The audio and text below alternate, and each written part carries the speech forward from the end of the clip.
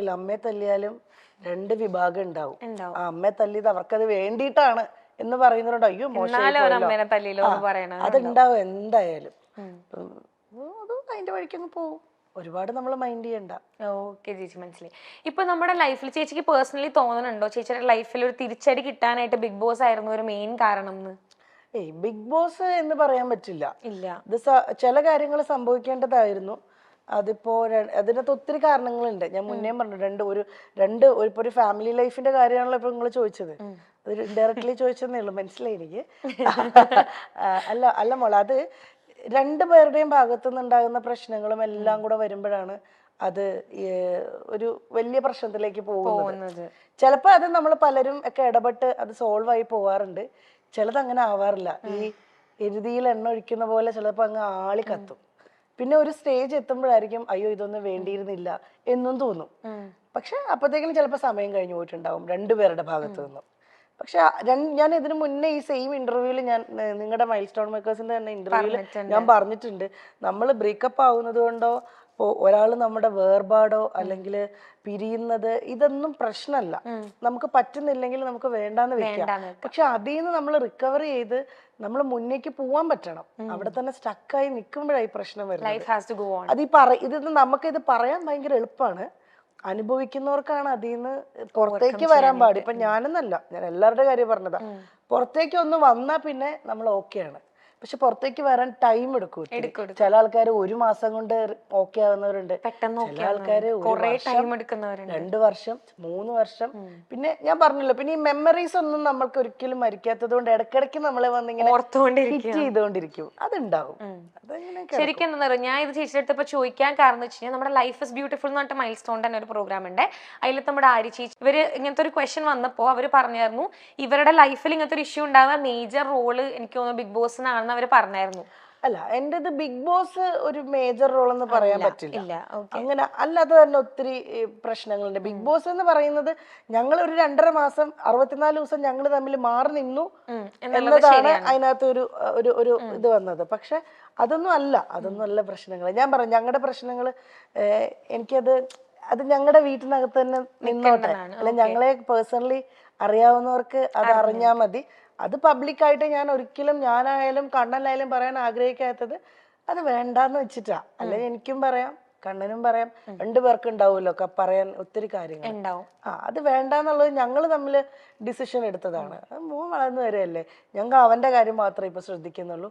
അവന്റെ കാര്യം നോക്കി അവന് നല്ലൊരു അച്ഛനാണ് കണ്ണൻ, അവന് നല്ലൊരു അമ്മയാണ് ഞാനെന്നാണ് എന്റെ വിശ്വാസം. അപ്പൊ അങ്ങനെ അങ്ങ് പോട്ടെ, അവന് ഹാപ്പിയാണ്.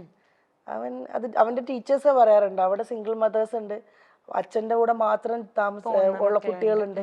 പക്ഷെ അവരെ പോലെ ഒന്നുമല്ല. അമ്പാടി ഫാദേഴ്സ് ഡേ വരുമ്പോ അമ്പാടിക്ക് അവിടെ കാർഡ്സ് ചെയ്യുമ്പോ ഈ ഫോട്ടോ ഞാൻ കൊടുത്തു വിടും, പാസ്പോർട്ട് എടുത്തിട്ട് കണ്ണന്റെ. അങ്ങനെ അവൻ എവിടെയും ഒരു പ്രശ്നം വരരുത്.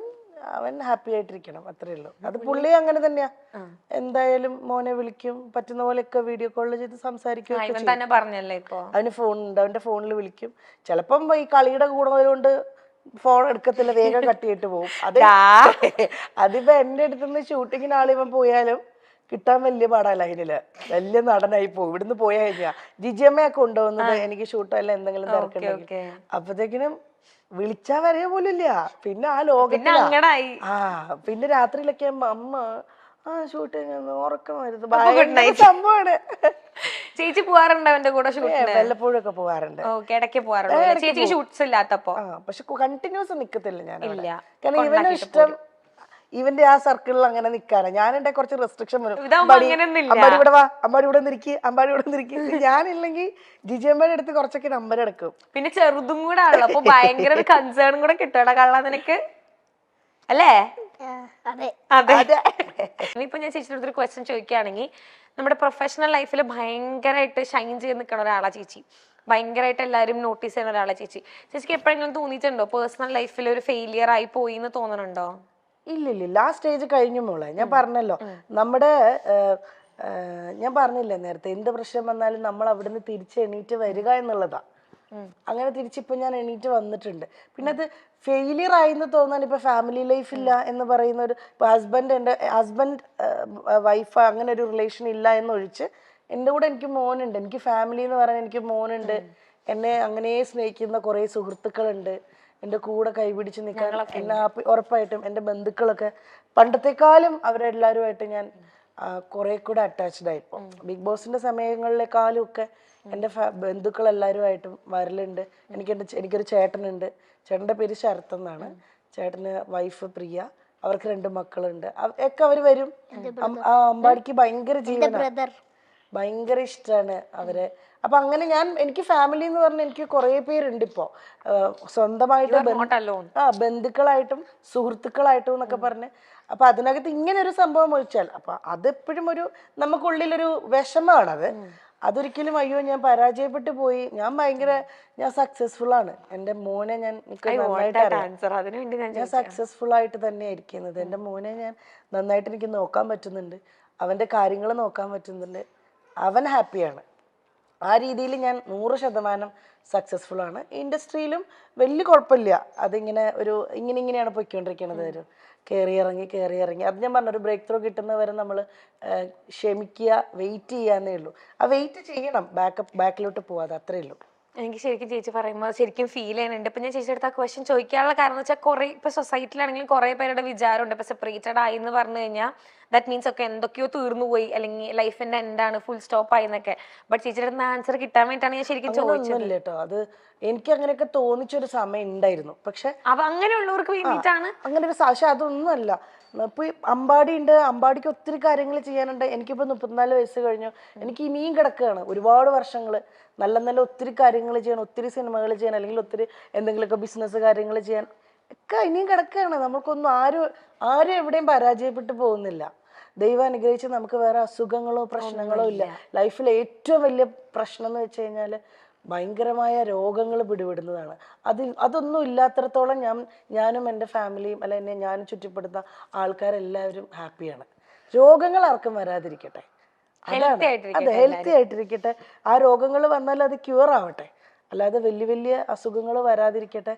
അങ്ങനെയുള്ള ആൾക്കാർ നമ്മുടെ ചുറ്റിനും ഉണ്ട്. അതൊക്കെ വെച്ച് നോക്കുമ്പം ഒത്തിരി ഭാഗ്യം ചെയ്ത ആൾക്കാരാണ് ഞാനും മോനും എൻ്റെ കൂടെ ഉള്ളവരും എല്ലാവരും.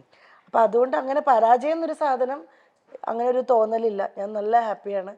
ഞാൻ ഭയങ്കര സ്ട്രോങ് ആയിട്ടാണ് ഇപ്പൊ ഉള്ളത്. പിന്നെ സംടൈംസ് ചില ദിവസങ്ങൾ നമുക്ക് നല്ലതായിരിക്കും.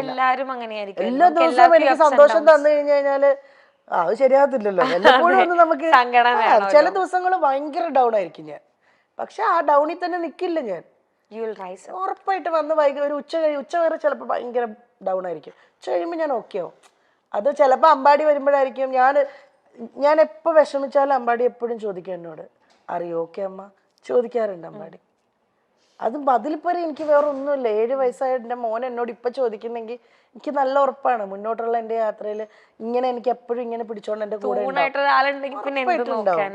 നിങ്ങൾ പരസ്പരം അങ്ങോട്ടും ഇങ്ങോട്ടും. അവനോട് ഇപ്പോ ഈ സെക്കൻഡ് വരെ എല്ലാ കാര്യങ്ങളും അവൻ എന്നോട് വന്ന് പറയും, ഞാനും പറയും. നല്ല കുട്ടിയാണ് അമ്പാടി. അത് നോർമൽ ഒരിടത്ത് സ്കൂളിലാണെങ്കിലും ടീച്ചേഴ്സ് ആണെങ്കിലും എല്ലാവരും നല്ലത് മാത്രമേ മോനെ പറ്റി പറയുന്നുള്ളൂ. ഞാനിപ്പോ കുറച്ചു നേരം കണ്ടുള്ളെങ്കിലും ഭയങ്കര മെച്ചുവേർഡാണ്. അതേ ടൈം അവൻ ഭയങ്കര ഇന്നസെന്റും ആണ്, ഭയങ്കര കുറുമ്പാണ്. പക്ഷെ അതൊക്കെ രസാവണ്ടേ. ചേച്ചി ശരിക്കും ആഗ്രഹിക്കണുണ്ടോ ഇപ്പം കണ്ണേട്ടൻ തിരിച്ചു വന്നായിരുന്നെങ്കിൽ? ഈ പെങ്കൊച്ചിനെ കൊണ്ട് ഞാൻ തോറ്റല്ലോ. ഇത് ശരിക്കും മമ്മിയും കണ്ണേട്ടനാണോ? ഞാൻ പറഞ്ഞില്ല, ചിലത് നമ്മള് വേണ്ടാന്ന് നമ്മളിപ്പോ വെച്ചിരിക്കല്ലേ, നാളെ ഇനി എന്താവുമെന്ന് എനിക്ക് അറിയില്ല, നോക്കാം. മിനി സ്ക്രീൻ ആരാധകരെ ഏറെ ഞെട്ടിച്ച ഒരു വാർത്തയാണ് നടി വീണ നായരുടെ വിവാഹമോചനം. കുറച്ചു ദിവസങ്ങൾക്ക് മുൻപാണ് വീണ നായരും ഭർത്താവ് സ്വാതി സുരേഷും, അതായത് RJ അമനും ഔദ്യോഗികമായി വിവാഹമോചിതരായത്. കുടുംബ കോടതിയിലെത്തിയാണ് വിവാഹമോചനത്തിന്റെ അവസാന നടപടികൾ ഇരുവരും പൂർത്തിയാക്കിയത്. 2014 വീണ നായരും RJ അമൻ ഭൈമി എന്ന സ്വാതി സുരേഷും വിവാഹിതരായത്. ഇരുവർക്കും ഒരു മകനുണ്ട്. 2022 ഇരുവരും പിരിയുന്നുവെന്ന തരത്തിൽ വാർത്തകൾ വന്നു തുടങ്ങിയത്. പിന്നീട് തങ്ങൾ ഒരുമിച്ചല്ല എന്ന് സ്ഥിരീകരിച്ച വീണ നായർ നിയമപരമായി ബന്ധം വേർപെടുത്തിയിട്ടില്ല എന്ന് വ്യക്തമാക്കിയിരുന്നു. വേർപിരിഞ്ഞ് ജീവിക്കാൻ തുടങ്ങി 3 വർഷത്തിന് ശേഷമാണ് നിയമപരമായി ബന്ധം വേർപെടുത്തിയത്. ജീവിതത്തിൽ താൻ സന്തോഷവതിയാണെന്നും മകൻ തങ്ങൾ രണ്ടുപേർക്കും ഒപ്പം മാറി മാറി വളരുമെന്നും മുൻപ് ഒരു അഭിമുഖത്തിൽ വീണ പറഞ്ഞിരുന്നു. എന്റെ മകൻ സന്തോഷവാനാണ്. അവൻ ഞങ്ങളെ രണ്ടുപേരെയും മിസ് ചെയ്യുന്നില്ല. കണ്ണൻ വരുമ്പോൾ അവൻ അദ്ദേഹത്തിനൊപ്പം പുറത്തു പോകാറുണ്ട്. അവൻ അച്ഛന്റെ സ്നേഹം കിട്ടുന്നുണ്ട്. എനിക്കൊരു അമ്മയുടെ സ്നേഹം മാത്രമേ കൊടുക്കാൻ പറ്റൂ. അച്ഛന്റെ സ്നേഹം കൊടുക്കാൻ പറ്റില്ല. അത് അവൻ അദ്ദേഹത്തിലൂടെ ഇപ്പോഴും കിട്ടുന്നുണ്ട്. ഞങ്ങൾ തമ്മിലുള്ള പ്രശ്നം അത് ഞങ്ങൾ തമ്മിലുള്ള പ്രശ്നം മാത്രമാണ്. എല്ലാവരുടെയും ജീവിതത്തിൽ എല്ലാ കാര്യത്തിനും ഒരു ഫുൾ സ്റ്റോപ്പ് ഉണ്ടാകും. അതുപോലെ ഫുൾ സ്റ്റോപ്പ് ഇക്കാര്യത്തിലും ഉണ്ടാകും. അതങ്ങനെയാണ് എന്നുള്ളത് വൈകാതെ അറിയിക്കും. ബിഗ് ബോസ് ദാമ്പത്യത്തെ ബാധിച്ചു എന്ന തരത്തിലുള്ള വാർത്തകളൊക്കെ വീണ നിഷേധിച്ചു. ഒരു ഷോ കാരണമൊന്നും തകരുന്നതല്ല ഒരു കുടുംബം. അത് കുറേ നാളുകളായുള്ള യാത്രകൾ കൊണ്ട് സംഭവിക്കുന്നതാണ്. ബിഗ് ബോസ് കാരണം തന്റെയും മഞ്ജു പത്രോസിന്റെയും ഒക്കെ കുടുംബം തകർന്നുവെന്ന് പല കമന്റുകളും കണ്ടിരുന്നു. അതങ്ങനെയല്ല എന്നും വീണ പറയുന്നു. മിനി സ്ക്രീൻ പരമ്പരകളിലൂടെ അഭിനയ ലോകത്തേക്ക് എത്തിയതാണ് വീണ നായർ. പിന്നീട് ഒരു ഹാസ്യ നടി എന്ന രീതിയിലും ശ്രദ്ധിക്കപ്പെട്ടു. പിന്നീട് സിനിമകളിലും വീണ സജീവമായി. വെള്ളിമൂങ്ങയിലെ കഥാപാത്രവും ഏറെ ശ്രദ്ധ നേടിയിരുന്നു.